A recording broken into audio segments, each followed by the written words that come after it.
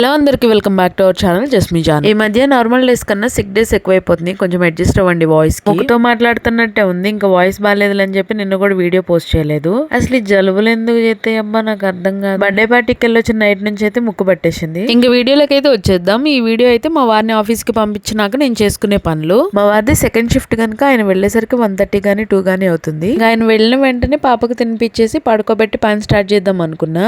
మా బుడ్డది ఏదన్నా పని పెట్టుకున్న రోజే హ్యాండ్ ఇస్తుంది. ఎంత పడుకోబెడదామని ట్రై చేసినా గానీ పడుకోలేదు. 4 కి అట్లా పడుకోబెట్టి ఇంకా కిచెన్ లోకి వచ్చేసి అయితే నెయ్యి ప్రిపేర్ చేస్తున్నాను. నెయ్యి చేద్దామని ముందు రోజు అనుకున్నా కనుక పొద్దున్నే లేవగానే మీగడ బాక్స్ అయితే తీసేసి బయట పెట్టాను. నేనైతే మిక్సీలో వేయను, ఇట్లా చేత్తో గానీ కవ్వంతో గానీ చేస్తాను.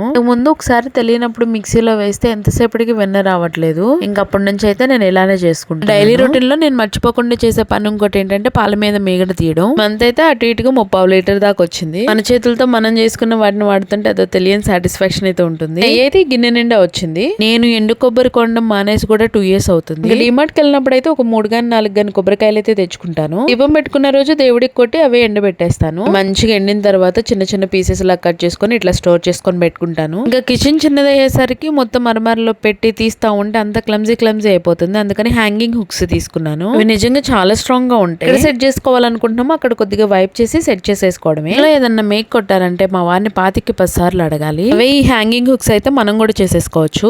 చిన్న చిన్న పనులని కంప్లీట్ చేసుకుని రేపు బ్రేక్ఫాస్ట్ కి అయితే నానబెడుతుంది. అలసంద వడ్లని బొబ్బరగారలని కూడా అంటారు కదా. ఇక్కడైతే మా బుడ్డది మా వారి కోసం వెయిట్ చేస్తుంది. ఆల్మోస్ట్ అప్పుడు టైం 11:45 అయింది. నేను పాపని తీసుకొని బయటకు వెళ్ళడం కష్టం కనుక వాళ్ళ ఆఫీస్ కి దగ్గరలో సంత పెడితే కూరగాయలు అయితే పట్టుకొని వచ్చారు. ఈ వీడియో మీకు నచ్చినట్లయితే లైక్ చేసి సబ్స్క్రైబ్ చేయడం మాత్రం మర్చిపోకండి. మరో వీడియోతో మళ్ళీ కలుద్దాం. ఉంటాం మరి.